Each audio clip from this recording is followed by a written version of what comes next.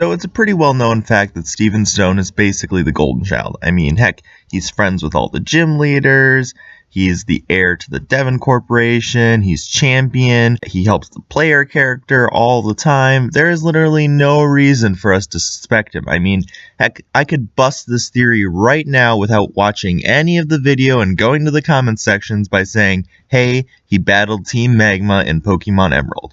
And without watching the video, you'd be right. But stay tuned to see why Steven Stone is actually a criminal mastermind. But before we go ahead and accuse Steven Stone of being a criminal mastermind, we should probably get to know him a bit.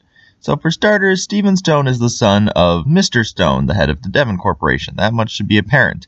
As well as being good friends with Roxanne, Brawley, and Wallace, all gym leaders. Similar to his father, who is very interested in fossils, Steven Stone is also very interested in rocks, and later in the Omega Ruby and Alpha Sapphire editions of the game, appears to also be interested in Pokemon mythology, as well as Mega Stones.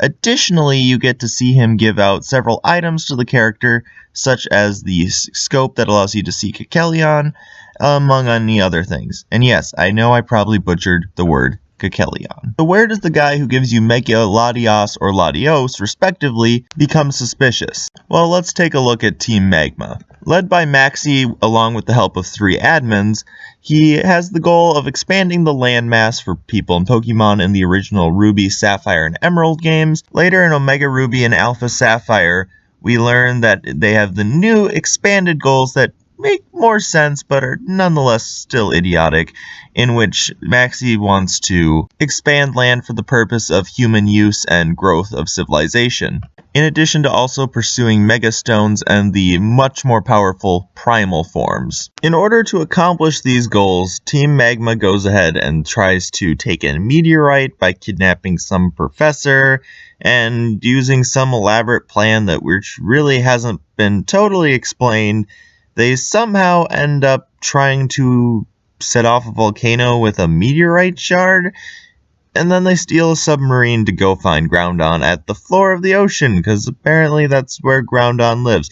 The Pokemon Emerald timeline makes a lot more sense, but basically aside from some screwball attempts at stealing the Mega Stone and some Devon goods, with the last 2 stated crimes actually being in direct conflict with Steven Stone's interest, which, again, theory busted if you want to go to the comment section without seeing the rest of the video. But please hang on just for a little bit longer as I lay out the rest of the groundwork. And of course, in Sapphire and Alpha Sapphire, they're kind of the good guys. Anyway, this theory will only be addressing the period in which they serve as the villain. Furthermore, as it has been confirmed as of Omega Ruby and Alpha Sapphire that the 2 games actually happen in 2 different timelines, we're going to have to treat this theory as slightly different for each timeline accordingly, so Steven Stone's involvement with the team will depend on the timeline, with the timeline favoring Team Aqua as the villains, and in Ruby and Omega Ruby, and to some degree Emerald, he would serve more as the leader. But before we get into details, let's start looking at a little bit of evidence for this. So, we all know that corporations and the environment aren't exactly on the best track record with each other, and without exterior social pressure from other corporations also competing for approval from their customers, Devon Corporation has the monopoly in Pokemon-related goods in a region, so the possibility of them using criminal organizations such as Team Magma is not entirely unlikely. Why they wouldn't go through political routes when they literally would have all the power, because money is power in politics. Perhaps maybe because having an illegal organization that you can distance yourself from if something goes wrong, fulfilling your agenda, prevents people from getting totally fed up and just attacking you because you're such a jerk. To explain the formation of Team Magma by the Devon Corporation, let's go with the easier to explain timeline of Alpha Sapphire and Sapphire. So in these games, of course, Team Aqua, the main antagonist, later on wants to basically wipe out all human life with another flood story.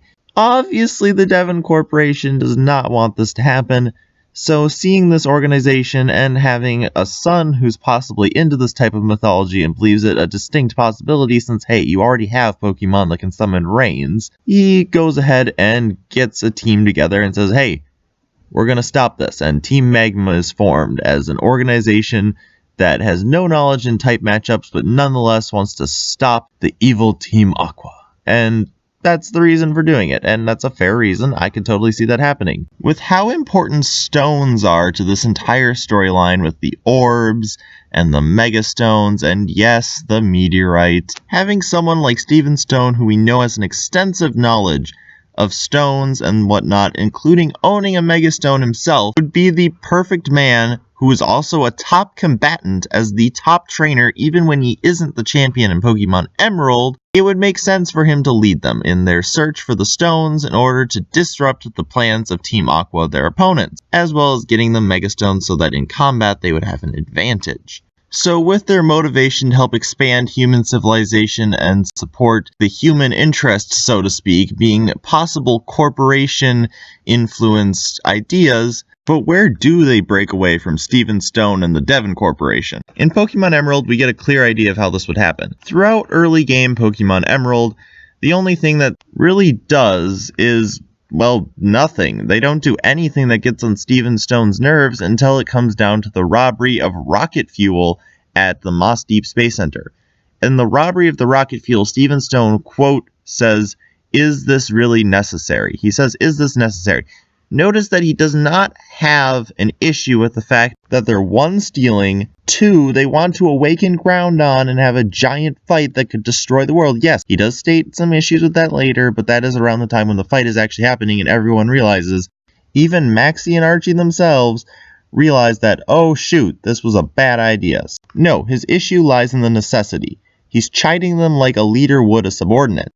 They, Team Magma, is doing something that he, the leader, does not consider necessary, and that is when he breaks from them. Since they now no longer serve for the profit of Devon Corporation, but instead are now hurting them as they are proving the instability of the Hoenn region. Devon's realm, if you will. And the same very much applies to Omega Ruby and Ruby, where the theft of Devon goods shows that Team Magma is no longer an ally of Devon Corporation because now they're independently pursuing their own interests and no longer serving Devon Corporation. So the main issue with Devon Corporation not being the leader of Team Magma would be motive. Team Aqua, we know why Team Aqua is Team Aqua. They're a bunch of fanatics who want to wipe out the human race, and sure, they'd go through crimes and destroy society in the process, because you know what?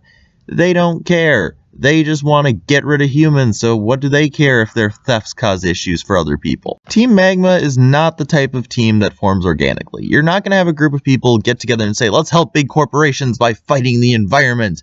Let's take our lawnmowers out there and hit the tall grass and take out all those Puchinas. It's just not going to happen, and even if it does happen, they're not going to become the big organization that Team Magma is, unless, of course, Devon Corporation is funding them, and their sole purpose is not just to do that, but it's to serve the interest of Devon, and instead of being some anti-environment hate group. So yeah, I think that Devon Corporation founded Team Magma originally to serve its interests. It blew up in their face, and then as planned, they distanced themselves and helped put it out of its misery. So yeah, Stephen Stone is not evil. He was more, if he was a villain, he'd probably fall more around the end side of things, although not nearly as good of motives. But he's definitely no Giovanni. So anyway, that is this theory wrapped up for you. Now, you may notice that there's a little button floating around. That button, if you choose to click it, will lead you to my channel, where you can see more videos of this sort. And if you choose not to click that, you can also click one of these links to continue to see more videos of this sort. Anyway, I'm going to be done for now, so I will see you later.